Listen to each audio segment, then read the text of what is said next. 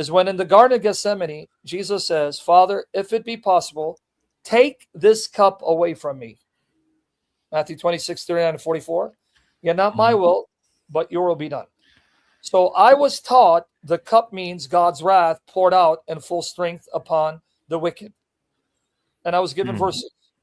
Revelation 14, verses 9 to 11. The cup of God's wrath poured out in full strength upon those in the lake of fire. Or in Isaiah 51, 17 to 22.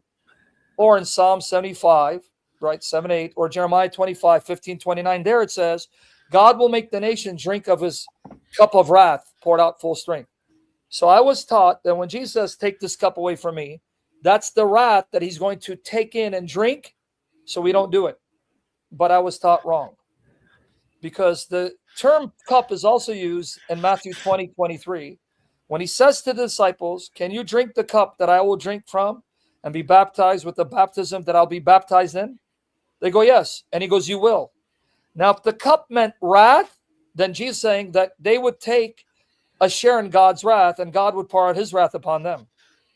Can't mean that, right? Yeah. So it doesn't mean that. Cup simply means to die. Die in a cursed death, not because God is pouring out his wrath on them, because the disciples would also die as martyrs. So that meant what it really means. Yeah, you will also die, right? You will also share, right, in this cup, but not God's wrath. Matthew 20, 23. Yeah. So, that's a blasphemous teaching, but I didn't know any better. I thought this was the gospel. That's what they told me. Yeah, that's exactly how I felt. It was what I was taught. I put it in a poem. I'm going to go back to that poem and reword it. Yeah, I was taught. I don't want heresy in my poems. My poems are very personal. So no, the only passage they can point to is where Jesus says, take this cup away from me.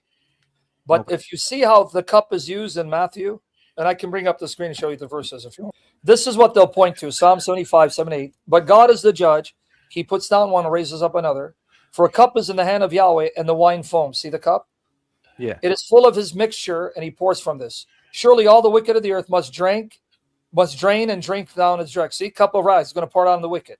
Cup, right? So this is what they will. Now, I'm not saying they're deceivers, but this is what nonetheless convinces many to believe God poured his wrath. Jeremiah 25, 15, 29. I'm not going to read all of it. Take this cup of the wine of wrath. Notice, cup of wrath. Yes. My hand, and cause all the nations whom I send you to drink it. So then he goes, and in a vision, he's given it to the nations. But it's a vision that they're going to drink it. So in reality, he's going to destroy them. All right, so I don't need to read all of this. You'll see. You shall say to them, thus says Yahweh of hosts, the God of the drink.